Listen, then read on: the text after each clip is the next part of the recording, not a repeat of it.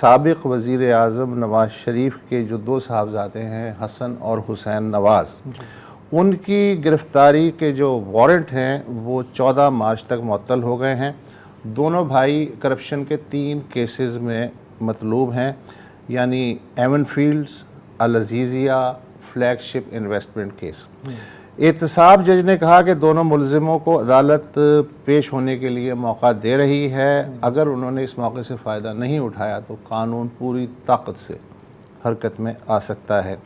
دونوں بھائیوں نے اپنی درخواست میں بھی یہ کہا کہ وہ اپنے خلاف تحقیقات کا سامنا کرنے کے لیے عدالت کے سامنے سرنڈر کرنا چاہتے ہیں۔ نیب کے وکلاء یہاں موجود تھے، انہوں نے نیب کے وکلاء سے پوچھا آپ کیا کہتے ہیں، تو انہوں نے کہا جی ہمیں کوئی اعتراض نہیں ہے، اس لیے کہ جو اشتہاری قرار دیا گیا تھا اسی لیے تو قرار دیا گیا تھا کہ پکڑ کے آپ کے سامنے پیش کیا جائے۔ اچھا،